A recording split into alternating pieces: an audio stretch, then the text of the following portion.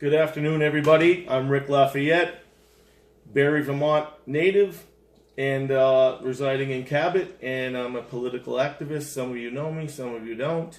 I'm here today in the wonderful town of Glover, Vermont, with our distinguished Senator John S. Rodgers. Thank you for your time, hey, Senator. Thanks for coming up.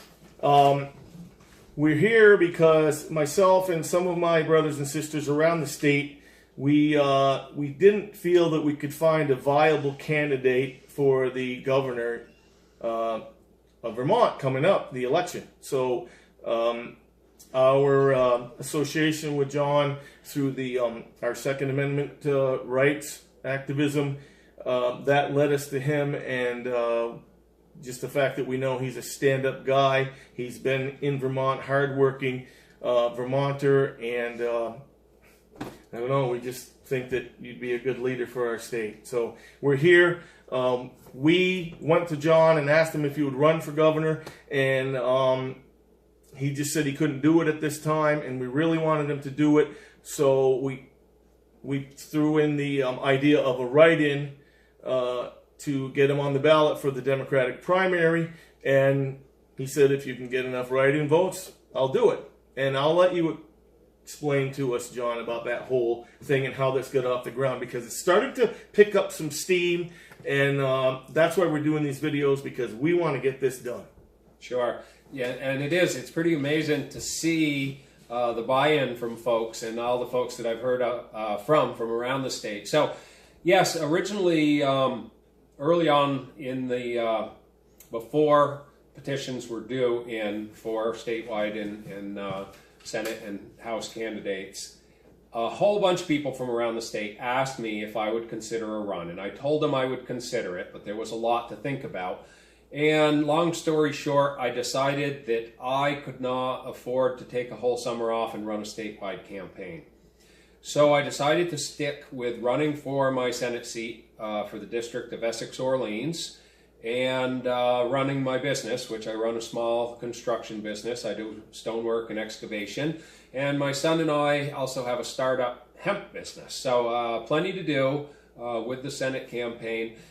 But after the petitions were due, some of your folks got hold of me and said, John, we've got no one that supports our values. Can we use your name as a write-in? And I said, well, you know, a write-in is a huge lift. I'm not going to raise any money or spend any money on this campaign or campaign in the traditional way.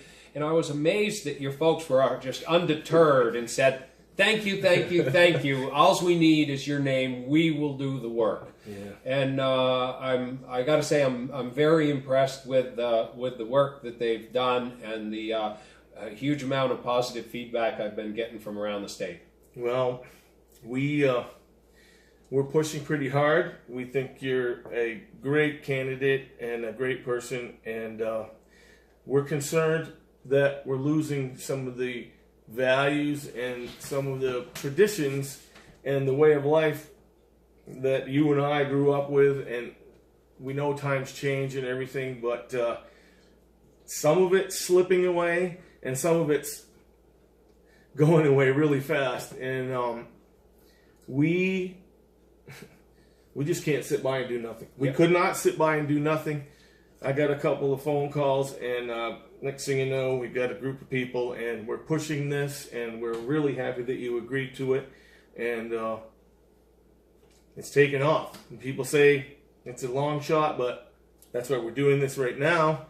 And we thought that if we can do this video, and there's been questions about your platform, and we want to get the word out, and we want people to know what you're all about. And after talking to you the other day, it was pretty clear that we need to keep pushing this really hard and get your name out there, because there's a lot of people like me and my friends all around, the hardworking Vermonters. They're concerned about affordability. They're concerned about their constitutional rights. They're concerned about their health care, the taxes, the car inspections, all that stuff. And we just didn't feel like there was somebody out there representing us. And you've been up here in the Northeast Kingdom. You've got your business, like you said. We sat with you. We asked you questions. You didn't pull any punches. and we like your style, and it's an honest style with integrity, and you hear us because you are us. And so I don't know if you want to hit some of these topics, maybe. Well, I think I'd just like to share with people where I came from. Number one, I was the 5th generation to grow up on my family dairy farm just down the road from where I live now.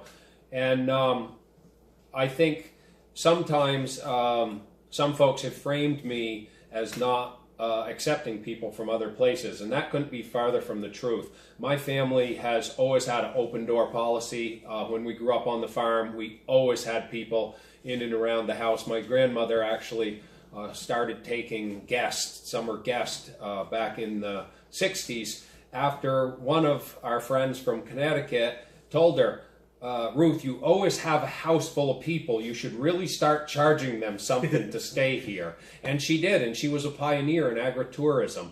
And, you know, many of my best friends that live here in this neighborhood came from other places. And being a Vermonter isn't so much about where you came from. It's a state of mind. And when I grew up on that farm, it was a live and let live mentality. Right. We accepted all good people. We helped each other out. We took care of each other. Back in those days, you didn't lock the houses. You left the keys in the cars.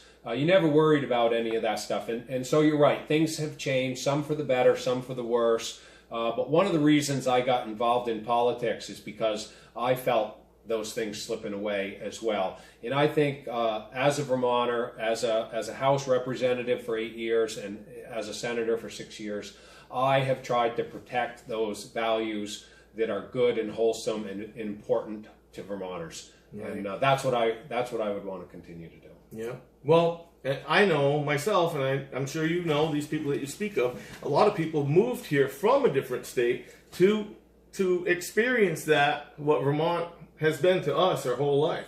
And then now they move here to get away from where they left, and it's starting to turn into what they left. Yeah, so. And at one point I think we were called New Connecticut, and I really don't want to be New Connecticut again. I want to remain Vermont. No offense, Connecticut.